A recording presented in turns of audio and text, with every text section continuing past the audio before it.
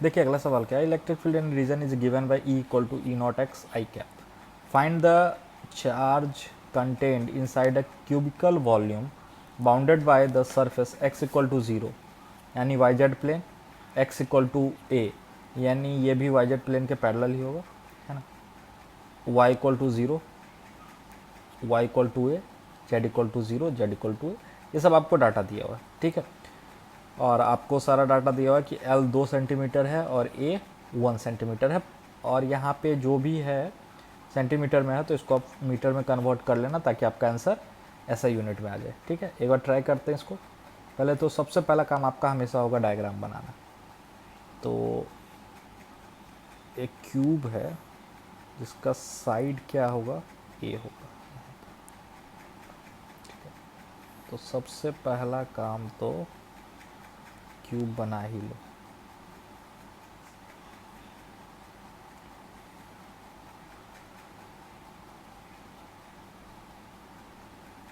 ये हो गया y एक्सिस,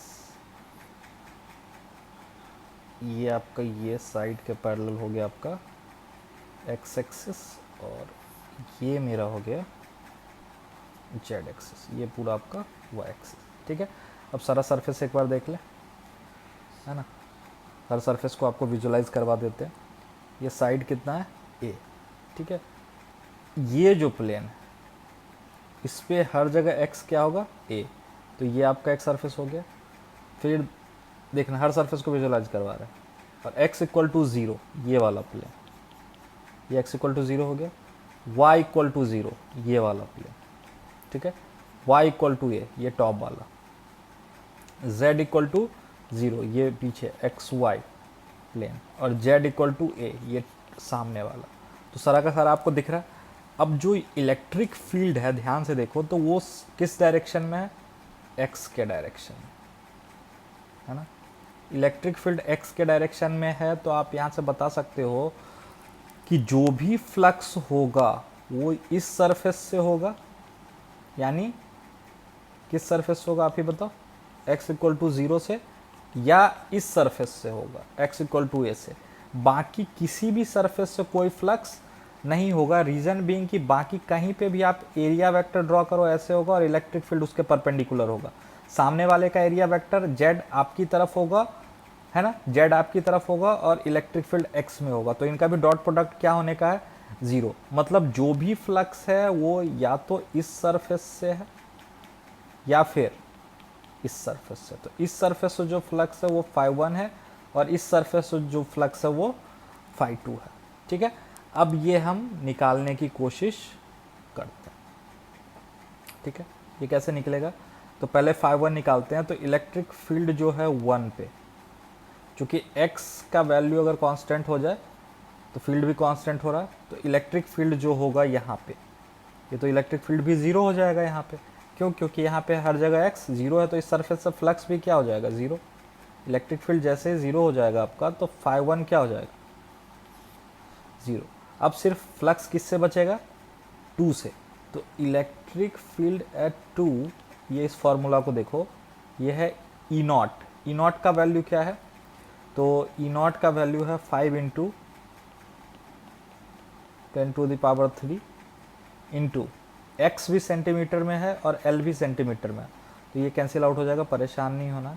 एक्स का वैल्यू कितना पुट करोगे, एक्स का वैल्यू आप पुट करो 1, क्यों, क्योंकि ये 1 सेंटीमीटर की दूरी पे है, और डिवाइडेड बाय एल यानी 2, ठीक है, न्यूटन पर कूलम मीटर स्क्वायर। ये यहाँ पे इलेक्ट्रिक फील्ड है, कांस्टेंट होगा, रीजन बीइंग कि इस सरफेस पे हर जगह x का वैल्यू क्या है, कांस्टेंट है, ठीक है। और यहाँ पे ये फील्ड का डायरेक्शन किधर है, इधर, और यहाँ पे एरिया वेक्टर भी इसी डायरेक्शन में, ध्यान से देखो, अगर फील्ड इस डायरेक्शन में है तो एरिया वेक्टर भी इसी डायरेक्शन में। ऐसा क्यों बोल पा रहे हैं हम, क्योंकि हम जानते हैं कि क्लोज सरफेस के लिए एरिया वेक्टर कैसा होता है, आउटवर्ड होता है, ठीक। तो ये आपका हो जाएगा, इसको ऐसे रहने दो फिर, ठीक है। और जो सरफेस एरिया हो जाएगा यानी A2, अच्छा इसका डायरेक्शन क्या हो जाएगा, आई कैप, और A2 आपका हो जाएगा साइड 1 है तो 1 इंटू 1 यानी 1 इंटू 10⁻⁻², है ना। तो ये हो जाएगा -4 मीटर स्क्वायर आई कैप।